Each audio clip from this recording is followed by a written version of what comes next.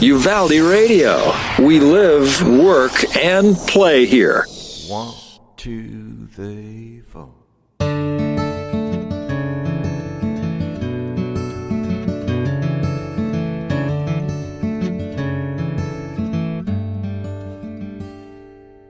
When Grandpa sold the house because the business failed, he said rock bottom is just solid ground, start again. And when life ain't nothing like a fairy tale, we just gotta work and hope and pray and say amen. It's gotta get dark enough for you to see the stars shine like diamonds on black velvet. Love is just a word until you felt it, even when life falls apart, strong enough to break your heart. It's gotta get dark enough for you to see the stars. Darkness fell on me when I lost my dad. Girl, you were the light that got me through. You walked right beside me down that road to hell and back. And in that midnight hour I fell in love with you. It's gotta get dark enough for you to see the stars shine like diamonds on black velvet. Love is just a word until you felt it, even when life falls apart, strong enough to break your heart.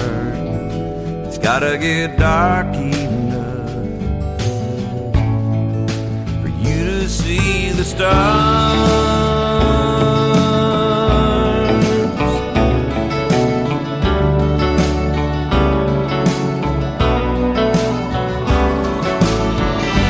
Staring at the sky tonight, never felt so alive. Sometimes the lights have to go out for you to see what life's about. It's gotta get dark enough for you to see the stars move you like a work of art, strong enough to break your heart. Gotta get dark enough for you to see the stars.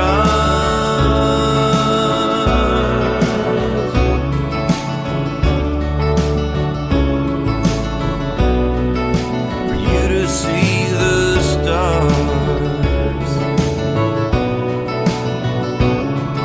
Stars.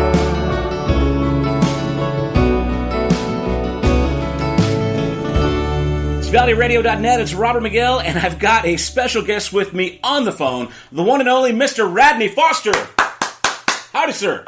Thank you, sir. I like the applause, just the one guy giving it strong. One man applause, bringing it best I can. Kind of like you, man. You're no stranger to kind of the one-man show, right? I'm not. As a matter of fact, that is how I'll be there in Uvalde at the Opera House on the August 23rd. That's right, coming up. All acoustic. It's a really intimate evening. It's going to be really, really fun. I get to tell more stories in those kinds of shows. Also, but the thing I'm really excited about is William Beckman, who's this young phenom from Del Rio, is opening up for me. And that young man's starting to make some noise. He's had his first single out on Texas Country Radio, and I've known him since he was a teenager. He literally grew up around the corner from my original home in Del Rio. So that's going to be pretty, and he's been known to get up and sing harmony with me on a couple of things or something like that. Well, again, yeah, William Beckman, man, he's no stranger to us. We really do support what he's got. We got his new single on the radio as well too. But man, yeah, like you said, what a talent! I had the honor of seeing him at the Texas Country Music Awards. The Texas Regional Radio Music Awards in the spring, and he did that. I guess what was that little competition, and he just blew. Yeah, he did the competition where it's the 5 girls and 5 guys who are up and comers, and he won the competition. He got to sing at the award show. Yeah. And I mean, my phone blew up. Everybody knew that I'd been kind of working with him a little bit, and my phone blew up from about 15 radio guys all across Texas that I knew. And I said, "Oh yeah, he's the real deal." The funny story is, we were there, at the show. They were about to announce him as the winner, and they couldn't find him. Turned out he had gone down to his car to get some of those little download cards because he's always hustling, always working, always promoting. Oh yeah. So he was passing out those little those scan cards where you can download them on Spotify. But yeah, so they announced him. He wasn't even in the building. Man. But again, serious. We got Radney Foster here on the phone. The show is coming up on August 23rd, Uvalde Grand Opera House. You can get your tickets at uvaldeoperahouse.org. Now, of course, like you just said, Radney, it's kind of a one-man show, kind of a singer-songwriter acoustic thing. Now you were the host of CMT Crossroads, were you not? I was at one time. Yeah, about 6 episodes. That was a bit ago. They went to a no-host situation. Right. Yeah. Right. That, but it was fun to do back in the day. I always thought it was very cool to get to interview, John Mellencamp and Kenny Chesney both separately and then together at the same time, and watch how their answers about life and things in perspective, and seeing one guy influencing another guy. It was a very fun thing to do. Dave Matthews Band and Emmylou Harris was one of the shows that I did. So there was a lot of really cool musical moments, and to actually just get to be the guy who, as a songwriter, to sort of use a different side of my talents and think about the questions that go on, like how would I approach this, and then you end up asking questions differently. I think if you stood on a stage with a guitar in your hands, you end up asking questions a little differently than a guy who's just a news guy, No, so you got that insight for sure. Well, what I'm wondering is, how do you get a gig like that? Do you audition for it? Is it just word of mouth? Somebody asked you to do it? Well, it came completely over the transom for me. Huh. They literally, I think I had done, I had just gotten through doing a question and answer thing that I had written for Guitar Player magazine, and talking to and a couple other things like that. And they were like, "Oh, well, that guy can actually write and knows can figure this out." And so that I think that's how I got the gig. But yeah, they called my manager and he called me and said, "Were you even interested?" And I said, "Yeah, it'd be fun." Well, of course, you're no stranger to the small screen or the big screen. From what I understand, didn't you just wrap up some shooting on a movie that's going to be coming out soon? I actually acted in a movie this last year, and I had a small part in it. I am working on another film right now, and so which I can't talk about. No. Okay. Hush. It's all hush hush just between us folks and everybody listening in Uvalde. Doing that, I am having a lot of fun touring still. We've been touring behind this new record for about 1.5 years now, For You to See the Stars, and also the book of short stories that goes with it. And the acoustic shows are really fun because I get to talk a little bit about that stuff and maybe read a little snippet from one of the stories or tell you a little bit more about, I think people, especially in our neck of the woods, Uvalde feels like a second home to me. Right. Because in so many ways, I was in so many tennis tournaments over there when I was a kid. And I did not know you were a tennis player. Huh, okay. Oh, yeah. And then and we had lots of really good family friends who were over there when I was a young guy growing up. And so I spent a lot of time there. And I don't know that Del Rio and the Hill Country and that part of South Central Texas and Southwest Texas is ever going to get out of my blood. I think it informs everything that I do, and it's really fun when I get to come home and play this kind of shows because I can tell people, it's like, yeah, I wrote the verse for Texas in 1880. I as I was rolling through Uvalde in 1982, and that's kind of fun to be able to let folks know and let them in on the secret. Well, yeah, well, let's talk about that now. I think most people recognize that you're a Nashville writer and recorder. You made a big, on the Nashville scene. But again, you're from here, from Del Rio, and you got roots to the scene. Obviously, I don't think a lot of people know that you produced the first, the big, I guess, Mercury releases, right, for Randy Rogers Band. I did that, and the record that got him the record deal. Right. I did the very first one that was God, I'm drawing a blank on the roller coaster. Yeah. But I mean, so obviously you got huge ties to the Texas country scene, but it's kind of cool that it's still home to me. I mean, my whole family live in San Antonio, and I have at times kept a place in San Antonio on and off. I don't have one right now, but my youngest is about to graduate high school, and my wife and I have been looking pretty seriously at real estate in the Hill Country. So, Texas is always going to be home, and I think it informs. It's not by accident that in the book that goes with the record, half the stories are set in either the Hill Country or in West Texas, and that's not by accident. I think it's because of the way it's informed my life and my music. It's still a huge part of who I am. Well, I want to get really into the new album and the book. However, I've got one question on that Texas thing. So, as far as being somebody who you can squarely claim, Texas country heritage and Nashville country success, what's it like living on kind of the, both sides of that coin? With one foot planted firmly in both camps.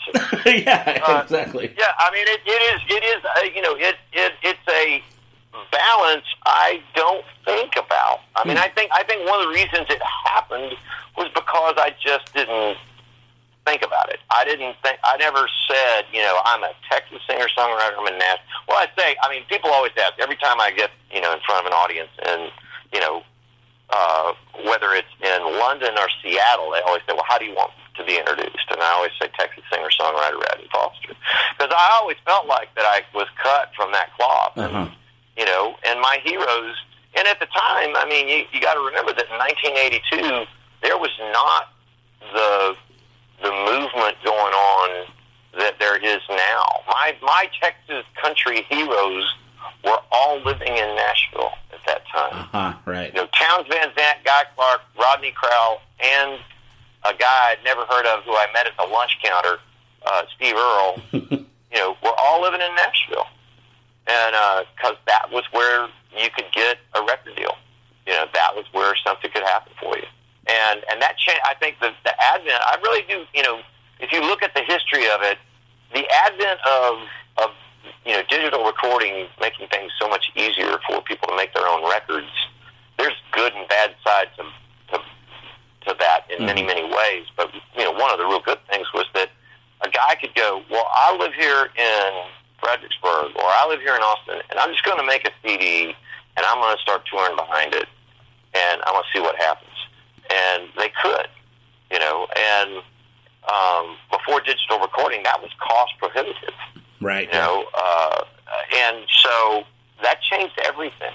It's not unusual that all of a sudden you see, as that happens, you see Robert Earl Keen and Lyle Lovett stay home in Texas and not move to Nashville, even though they both got national record deals, because the touring routes had stayed there. Now it expanded, just like me, it expanded to the whole world. I mean, that's one of the things that I tell people all the time who are in, I'll play a gig in I just got through playing one I'll give you a great example. I just got through playing one in the suburbs of Washington, D.C., and just outside of Alexandria, Virginia. And it was awesome. The city of Alexandria has actually Fairfax County has these public parks, and they have an amphitheater, a couple of different ones, and they put on a free Sunday night acoustic concert all summer long. And they asked me to play one of them and paid me handsomely to go do it, But fans will ask, how come you hardly ever play up here? I go, I play up in the Virginia area once a year, and they're like, yeah, but you're down in Texas all the time. I said, that's because that's home. home. And they'll pay me, I can fill a 500-seater, pretty quick. I can just do the math. But I do. But then Texas folks are like, how come you don't play here at home enough? and I go, because they'll pay me to play in Seattle, Right. So there you go. Well, very good. How you just mentioned, record labels and the advent of digital recording and home studios and whatnot. You've had your own label, Devil's River, right, for about 10 years now? Yeah, about 10 years. How has that been going for you? More than that. We started Devil's River and no one knew about it. Because what I did was I leased my records. I started that in 2001. And I leased those. There were some guys who had been at Aerosmith who started their own label called Dual Tone, and they still exist, and they're a great record label, like Shovels and Rope and the Lumineers, and a whole lot of. I think they put out Robert Earl Keen's records for quite a while. I mean, they're a great record label, and I put out 3 records with them. But then, but it was always like the little teeny tiny print on the back was, recorded at Devil's River Recording, right, which is my little, all that kind of stuff. And so, but yeah, I saw after I left Arista Records that I think my opportunities and I think my control and my artistic integrity was going to remain a lot more intact if I started my own record label and kind of hired the people to do the promotions that I wanted to do, and it's worked out really well for us. Yeah, I mean, it really does seem like it. I mean, you've seen a lot of success. You've stayed independent, and we got to mention this because, I mean, these are things I don't think the average person knows. But some of your songs have gone on to be recorded by like Keith Urban, Dixie Chicks, Tanya Tucker, Sarah Evans, with some big success. And number ones, Randy Rogers Band's "Kiss Me in the Dark," and I wrote "Touch" with Josh Abbott. A whole lot of Texas country guys as well. So as far as the songwriting goes, do you generally write songs for you and they end up in the lap of somebody else, or is it a little bit here and there? Are you commissioned, or someone come up to you for a proposal? Usually, if I wrote it and the artist's name isn't on there, with me, it's because I wrote a song and either I had already finished making a record and it was going to be a while before I was going to make another one, and I would just kind of hand it over. Here, that's like, oh, so-and-so's looking. Let me call him up and send him a song, But then also what would happen is that people would just, like Keith Urban would hear a song and he'd just yank it off the record. You just go, he'd call me up and say, man, that's a smash, and I'm going to cut it. And Nice. I just got a Cody Johnson cut because there was a song off my last record that he and his management team heard, and he's like, man, I love that song. They said, what's a Radney Foster song? He said, yeah, gonna cut it, and which is really great, and and that happens both in the mainstream Nashville country world, and it happens in the Texas country world a lot for me. Every now and then it happens in the oddest of places, I mean, Hootie and the Blowfish is back out on tour all this year, and they cut a song of mine called A Fine Line that was off the Del Rio, Texas record. Right after the Cracked Review album came out. They put out an EP that was a live EP, and they had been playing that song live because they were such fans. And they're back out playing it. I get YouTube blasts and Twitter blow-ups from fans going, oh my God, they just played Radney Foster's The Fine Line. So I've got to make a little observation here. I think you're the only man keeping Keith Urban country. Well, I appreciate that. I don't know if that's really true because I think he really loves.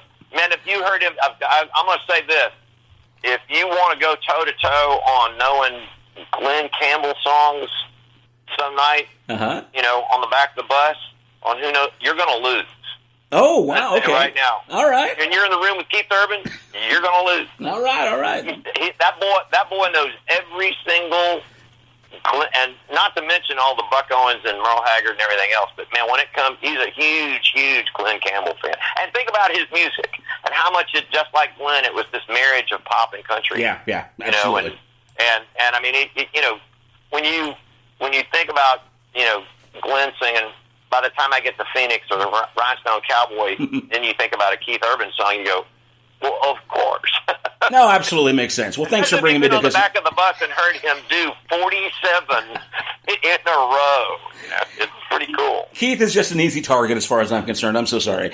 We got Radney Foster here on the phone. The big show is coming up here in Uvalde, August 23rd, Uvalde Grand Opera House. Tickets on sale at uvaldeoperahouse.org. Now, we've got to get into your new album. Newish. I mean, it's about, what, year and a half old right now, but a year and a half old, yeah. It's your new thing. I'm actually working on a new book and a new album that will hopefully come out in 2020. So Wow. I might even play a brand new song. You never know. So the current record is called For You to See the Stars, and it's an album with a companion book, which my instinct is to say that it's a companion piece, but from what I understand, they kind of stand well on their own, right? Oh, yeah. I mean, that was one of the things that was really interesting in just, attempting to do it. It actually happened by, I started writing short fiction because I got sick. It literally, I got pneumonia so bad and laryngitis so bad that I could not speak for 6 weeks. I literally had to write notes to my wife and my kids. Oh. Not allowed to speak at all. And then I had to go through 6 more weeks of vocal therapy, just like rehab, before I could get back out on the road again. So I wrote a short story to keep from going crazy, and I handed it to my wife, who had been a magazine editor and a journalist for many, many years, and she read it and she said, "Babe, this is really good. You should think about continuing to work this way." And then, the first couple, I didn't know what I was going to do with them. I was just going to do it to see what happens. And so the first couple were based on a song that I had already written, and then I got an idea for a story, and I thought, that's not really a song, it's a short story. And I wrote the short story, and then I went, hey, I could just write wait a second. It could be a book and a record. And then it's a long story short. I got my short stories to a publisher in North Carolina who had started a brand new imprint called Working Title Farm, and they said, and particularly Sherry Smith, who is the main publisher and editor there, said, you really know how to do this. This is really good, and and actually coached me. He's like, think about some changes here, think about that, and I did it. They were better. Sent them back to her, and she's like, okay, here's what you don't know. We want to offer you a book deal if you want to do it. And I said, yeah, it'll be a better book. And here was the crazy part: is I said, okay, so do you want to hear the songs that go with? And she said, no, I don't want to hear song one till the book is finished. And I said, you're kidding. She said, no, because you're too good a songwriter and influenced me, and I won't be hard enough on you as an editor. And Wow. really hold your feet to the fire and make you rewrite what needs rewriting, and make you go back to the drawing board when you're missing something. And I was like, okay, all right, fair enough. And so it had to stand on its own as a book. But if at the end of each story in the book, it tells you which song on the record to listen to. Huh. And I can guarantee you that you can ride around in your truck and listen to the record and fall in love with a song, and you read that story, it'll put a whole nother spin on that song after you've read it. Well, right on. Again, we're talking to Radney Foster here. The new album and book is called For You to See the Stars, and I'm assuming it's available just about anywhere you get, Amazon, bookstores. Sure, and your local bookstore, Amazon, and but also if they go to radneyfoster.com, they come autographed. Ooh, all right. Every time I'm watching a baseball game, my wife hands me something to autograph. And she's like, "Here, sign this stack of books, because we're going to run out if you don't." Now, how about when you're here at the Opera House? You going to be selling them records and books, and maybe also a chance to autograph maybe after, or are you going to just jet on out? Absolutely. I always, we'll have the book, the CD. I have a new audio book out of it, me reading the stories to you and the music to go with it, which was really fun to put together. And we'll have them there along with koozies and T-shirts and God knows what else. And but I always, after every show, I sign autographs after every show. Tell everybody that wants one gets one. It's been my policy for decades. Well, man, Radney, it's been really, really cool talking to you. I'm sure you got to get going soon, but we are just so stoked, excited about seeing your show coming up again August 23rd at the Uvalde Grand Opera House. What an honor it will be to have you here in Uvalde proper doing a big show for us. Tickets are on sale at thanks very much. UvaldeOperaHouse.org. And now I've listened to a few tracks on the record. I kind of dig this one called Rock and Roll Slow Dance. Do you mind if I play that one? Not at all. You go right ahead, brother. All right. Do you want to give us a quick little, 2 cents, little intro on this thing? Sure, man. My name is Radney Foster, and this is called Rock and Roll Slow Dance, and it's purely fiction, so don't get your hopes up. All right. Thank you, Radney. We appreciate your time. Thanks a whole lot, man. All right. UvaldeRadio.net.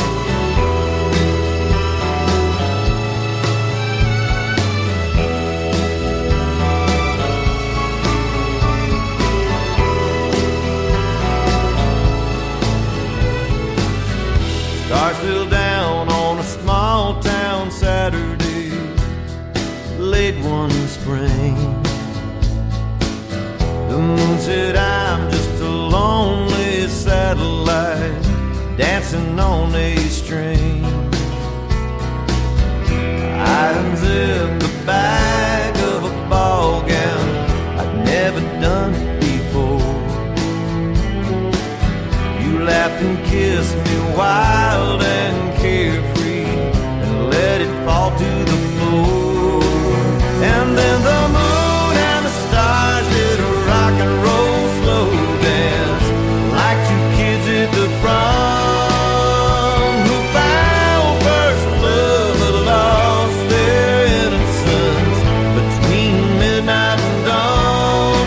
What a lovely way to start, even though it broke two hearts on a rock and roll slow dance.